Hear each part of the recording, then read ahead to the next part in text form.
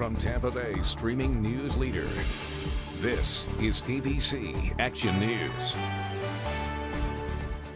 I'm Dee O'Reilly. You might see the sun stick around for a little bit longer today. That's something that we have missed for a while now. Greg D will have your full forecast coming up. But first, though, I want to get to your headlines. Hurricane Sally made landfall as a Category 2 storm just before 6 this morning, our time in Gulf Shores, Alabama.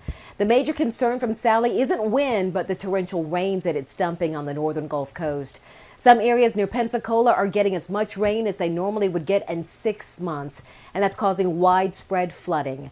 Parts of Escambia County are under 3 to 4 feet of water at this time, and again, it is still raining there. 3 Manatee County churches are reporting outbreaks of COVID-19. We're still waiting right now for the Department of Health to identify which churches are affected. Dr. Jennifer Bensey says that there are 21 cases total linked to these 3 churches. Last month, Manatee leaders approved an exemption to their mask mandate for places of worship. If you need to get tested for COVID-19, there are new testing hours at the Mahaffey Theater site in St. Pete beginning today. You can get a drive-up COVID-19 test Tuesdays through Saturdays from 11 a.m. until 6 p.m. Antibody testing is also available at this site. Appointments and referrals are not required. You can find the nearest testing site on our website by going to abcactionnews.com/virus. A new poll shows that most Florida voters approve of increasing our state's minimum wage. Amendment 2 on the November ballot would boost the wage to $15 an hour by the year 2026. Monmouth University found 67% of registered voters support the amendment, which is more than the 60% needed to pass. One woman tells us the increase would allow her to afford health insurance. My number one priority would be to get some health insurance. And there's no way I can afford it now. So that would just be so great. I mean, because I'm getting to the age where I need like checkups and stuff like that. So I really need health insurance.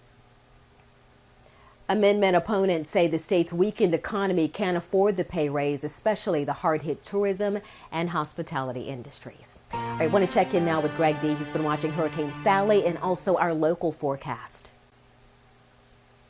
Still being impacted, Dia, somewhat by the circulation around Sally. Lots of moisture in place. And although we'll see mostly cloudy skies, early in the day there will be some breaks of sun. And those breaks of sun, like they typically do in the summer, they'll heat up temperatures into the upper 80s. And then the showers and thunderstorms begin to develop during the afternoon. I think the rain chance is coming back up middle of the afternoon into the evening, 40 to 60%. And some of these thunderstorms will be slow moving. So localized flooding and, of course, lightning all could be big issues with those storms. The latest on Sally, we've got hourly weather updates throughout the day in the ABC Action News app. Dia?